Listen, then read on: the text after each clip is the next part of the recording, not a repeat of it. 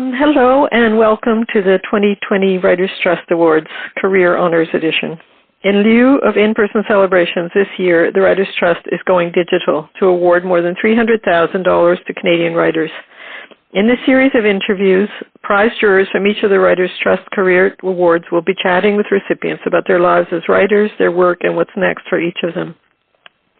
My name is Patsy Aldana. I was Matt's wife. I've also been a children's book publisher all my working life.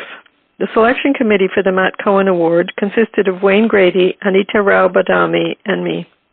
It was a rich and rewarding experience, even though virtual, but we missed the wisdom of our dear friend Graham Gibson. For 20 years, the Matt Cohen Award has been presented to a Canadian writer who has lived the writing life, that is, never held down a real job, earned a pension, gone to work every day. This is a very hard thing to do in Canada, to make your living as a writer. The award is given for the kind of exceptional literary achievement that dedication to living the writing life allows. Previous winners include Mavis Gallant, the very first winner, Marie-Claire Blais, and Richard Wagamese, among other extraordinary writers who have devoted their lives to their art. It provides the winner with $25,000. The prize is for the writing. The money is so that the writer can carry on and write more great books. This award is presented in memory of Matt Cohen, who himself led the writer's life, as I can attest. He wrote more than 30 books, was a founding member of the Writers' Union of Canada, and as chairman of TWUC was able to finally achieve the creation of the Public Lending Right program. As a translator and editor of anthologies, he worked to bring major Quebec writers to the English-speaking world. He was also an internationally celebrated writer who helped put Canada on the world literary map. Upon his death in 1999, the Writers' Trust created the Matt Cohen Award as an annual award to a writer who has made a significant and lasting contribution to Canadian literature. I would very much like to express gratitude to the sponsor of this year's Matt Cohen Award, Lorraine Gray. We're fortunate to have her support of the award, especially in a year such as this one. On behalf of the Writers' Trust, thank you for your generosity and your support for this year's winner, Lorraine. And now, the best part of my job. I am very pleased to announce that the winner of the 2020 Matt Cohen Award is Dennis Lee. If ever there was a deserving winner, it is he. One of the most important people involved in the creation of this world of Canadian writing in which Canada now basks, Dennis Lee is a poet, children's book author, essayist, song lyricist, and editor. As a publisher, he co-founded House of Anansi Press in 1967, and in that capacity lovingly nurtured any number of people now considered the greats of Canadian literature, including Matt. But this prize is about him as a writer of close to 40 books of poetry and prose. His writing life. Lee's collection, Civil Elegies and Other Poems, was awarded the Governor-General's Literary Award in 1972. As he was writing one of the books that defined the new Canadian nationalist movement, he was simultaneously writing the first of his famous children's poems. In 1970, he published the breakout book, Wiggle to the Laundromat, illustrated by Charlie Pachter, and I'm lucky enough to own one, which led to the iconic children's collection, Alligator Pie. In the 1980s, while continuing his serious writing in the best sense of the word, he was also writing most of the song lyrics for 96 episodes of Jim Henson's children's TV show, Fraggle Rock. But serious also, of course, in its own way. He was named an officer of the Order of Canada in 1993, served as Canada's first poet laureate from 2001 to 2004, and in 2017 published Heart Resonance Collected Poems, 1967 to 2017, a magisterial work. All the while he was reworking and rewriting. He is married to novelist Susan Purley, lives in Toronto, and is here with me today, sadly, in voice only. But what a well-known and beloved voice it is.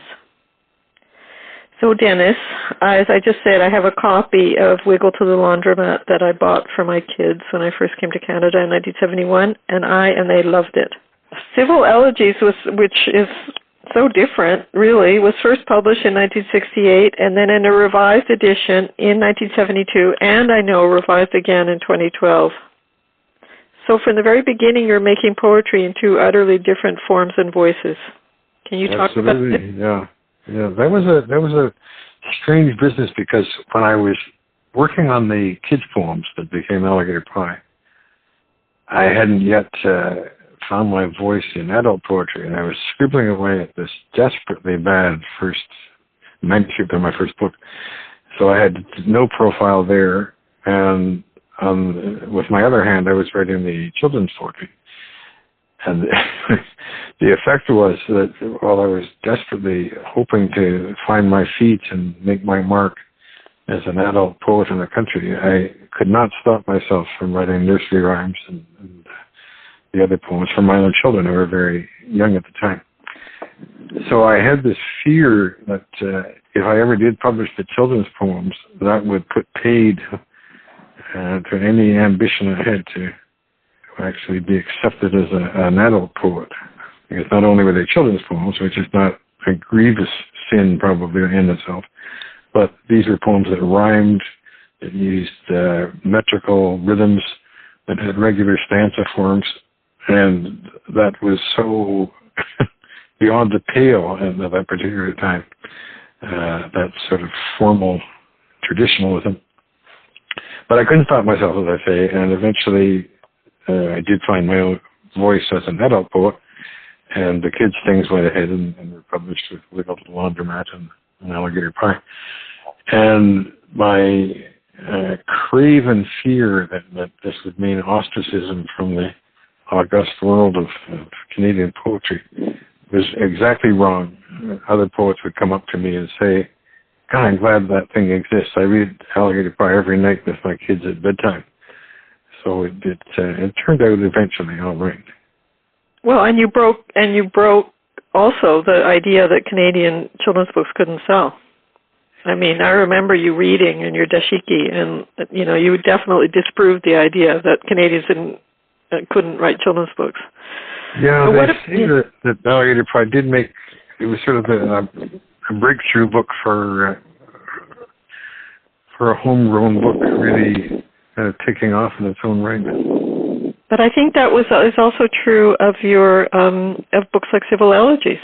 I mean, it might have been a struggle to come through to that, but I also think that showed Canadians what could be done.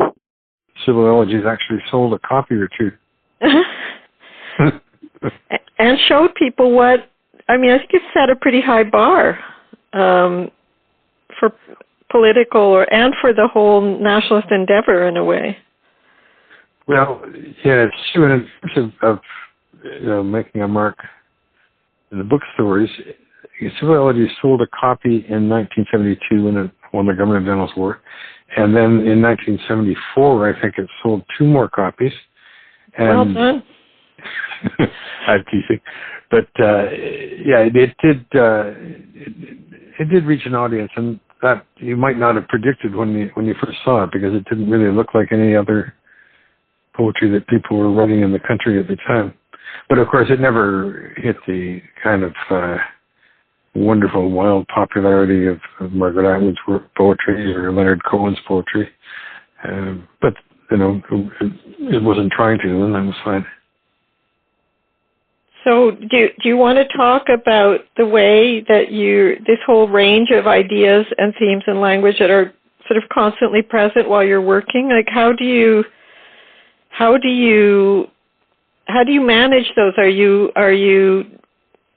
full of them all at the same time, or do they come and go, or what? How do you manage writing in such an incredibly diverse way? Well, it's a really good question, and the point where it actually took hold for me and became possible was after this wretched first book that I mentioned, Kingdom of Absence, which I worked on for, I think, 7 years, and finally it was published. It was actually it was a sonnet sequence, which was ridiculous because I have no business writing sonnets. It's not how my imagination works, but I hadn't figured that out yet. Once it came out of the blue, I remember in the summer of 1967, sitting in my study and having this kind of thunderclap of rhythmic cadence coming through. And I just started writing almost automatically, the way people speak of automatic writing. And it was a whole new voice that I had been sort of hearing for a couple of years, but I'd never been able to make it work on the page. And it became a vehicle for a much more thunderous tumbling. It's like standing under Niagara Falls. So that became civil elegies. And then it struck me, my goodness, if you could have that going on in a poem, what about having a second voice weave into it? Because in fact, there's really no point where we're all one thing or all another thing. We're not monochromatic that way. You and I are chatting here now and enjoying it, and at the same time, one of us is aware of someone who's perhaps fatally ill in our connection, and there's a sort of early grieving going on, and then I have a grandchild who's just started a whole new chapter in his life, and it's scary and thrilling for him. I'm aware of that, and there's all the craziness in the public life now. There is a holiday that one of us took recently, perhaps, that gave us real peace in the natural world. All these things are braided together, and I was never happy with poetry, including my own, when it seemed to say there's only one kind of reality ever going on at one time. So I kept trying to find ways of writing polyphonically, of having more than one thing happening at the same time or close to each other. Well, it seems to me, I mean, the other thing about your poetry that very few other people write the way you do, I think, about intimacy, about sex and love and your daily living with mixed in, as you say, with all the other stuff that's around in one's life, and I think it's brave and it's exceptional, really, as far as I know, that it's so kind of visceral or something. Yeah, I hope so. For me, the poems have physical intimacy of lovemaking. That is another kind of moment that has its own resonance and its own energy and way of being. And I wanted to be able to capture that as much as a moment of political anger or of friendship or, all the different. So let me give a couple of examples. I'll take something from the children's world. I'm going to read two poems, and I think pretty quickly you'll recognize the two different musics in them. One is antic and playful and even moving towards going out of control, the way children sometimes both like doing and don't like doing. And the other one is a lullaby, very gentle and with a kind of deep consolation in it. So within each one, they have a single voice, but the two of them give two extremes. So here is Bundle Buggy Boogie. Well, way up north on a fine bright day, a bundle buggy boogied at the break of day. It did the boogie woogie here, the boogie woogie there. It did the bundle buggy boogie woogie everywhere.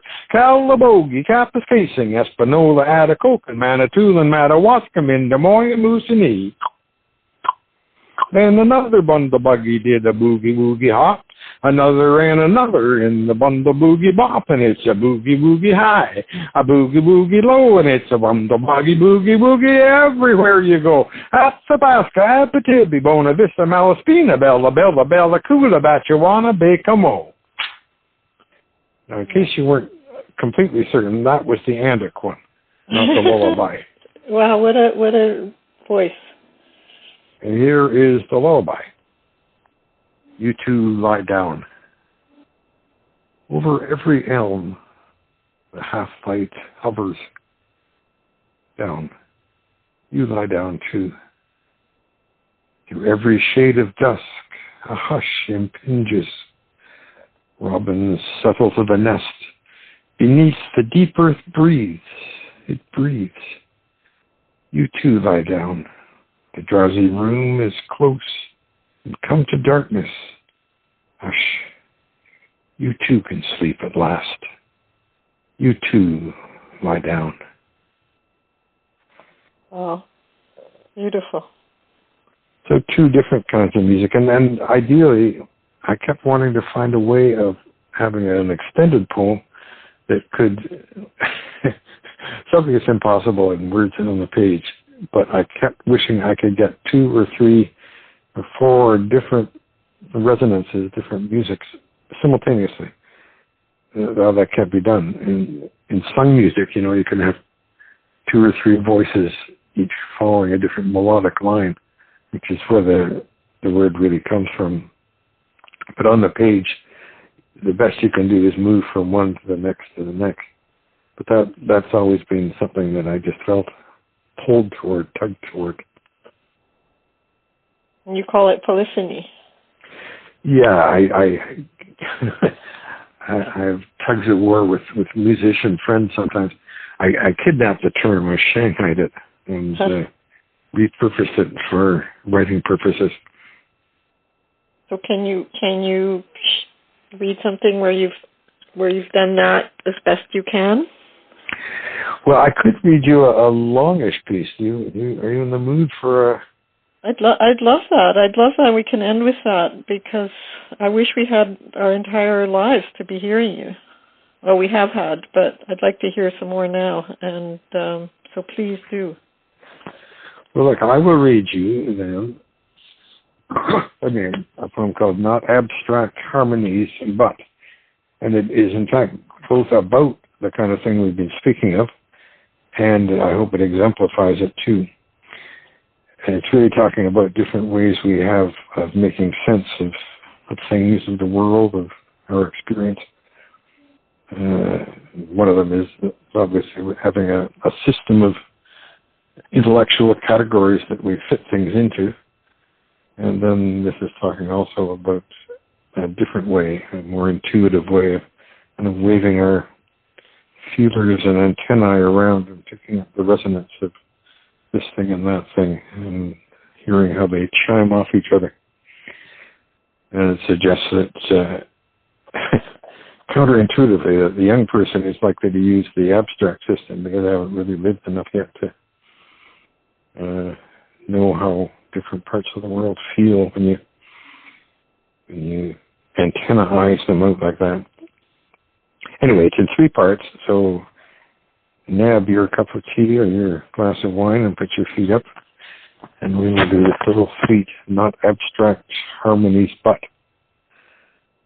Well, I used to be young and sensitive. Oh boy, I lay awake all night and dreamed of dying, like any young man should. Not good. Kept the sheets dry. Now I trim my beard in a rumor of white, and my body starts grumbling earlier in the day, and I would not be young again for a finished PhD. The young keep doing it. They don a fearful abstraction and deliver themselves from appetites and earth with geriatric haste.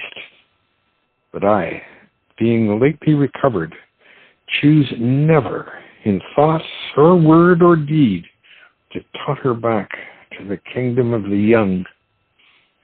My driven 20s, why are they such a rueful nightmare now?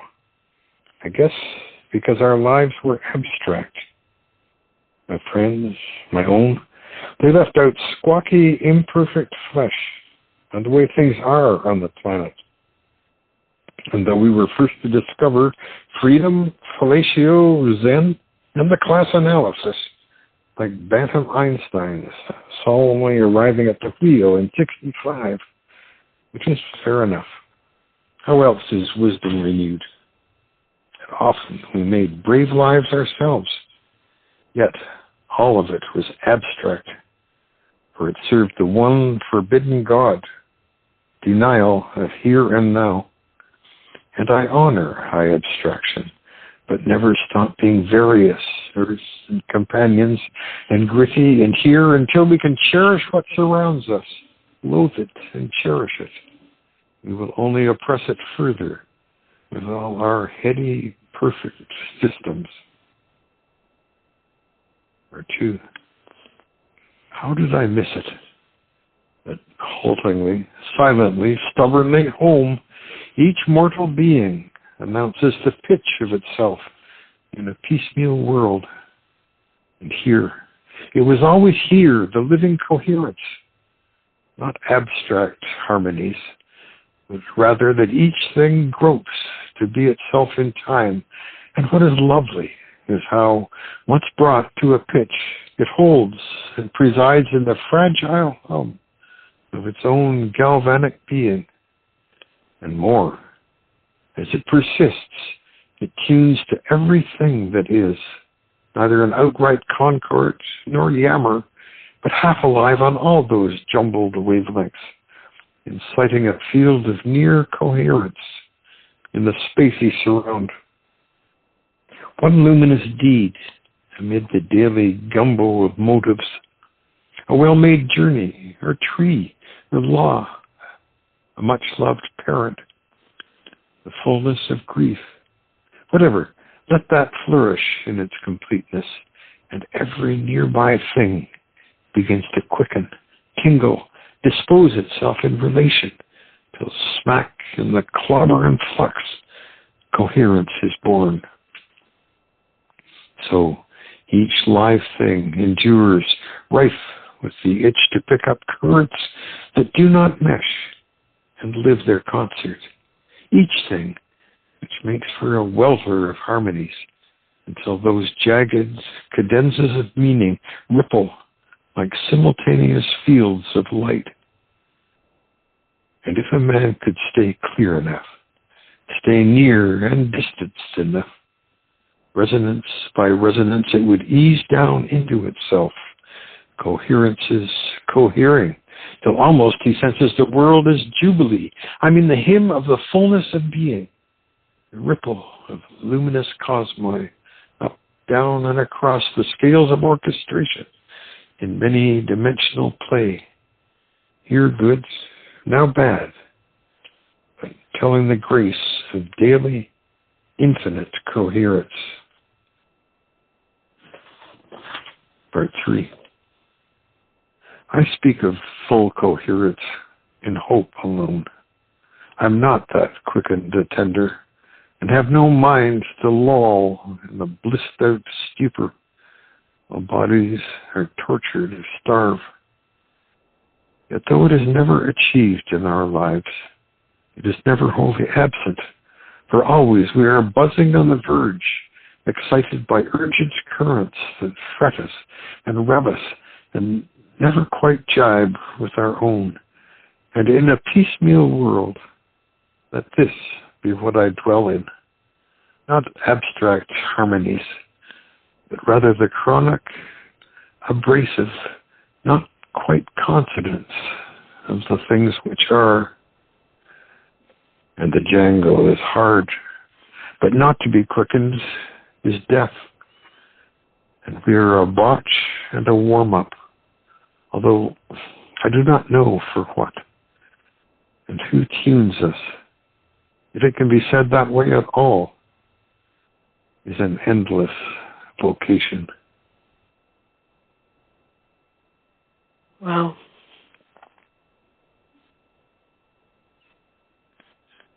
Thank you. Yeah, thank you. What an honor to hear you reading that, and I'm so glad you did. And I'm so glad you've won the Matt Cohen Prize. And I want you to, I hope, and I'm sure you are, writing away, and we'll have more soon. I hope so, and it's such an honor for me. I thank everyone concerned. And, your words about the living the writing life and not having an honest job, but scribbling away, this makes all the difference. Things are tight now, and this will mean more writing as possible. So thank you ever so much. Well, thank you. Thank you so much, Dennis, and congratulations. Thank you. Now we have to end. I'm so sorry. You, the public, can listen and watch the other interviews with this year's Writers' Trust Career Prize winners on SoundCloud at Writers' Trust or on YouTube at Writers' Trust of Canada. On YouTube, you can also watch the Writers' Trust Awards Emerging Writers Edition and Books of the Year Edition, celebrating the best in Canadian literature. Thank you for joining us today.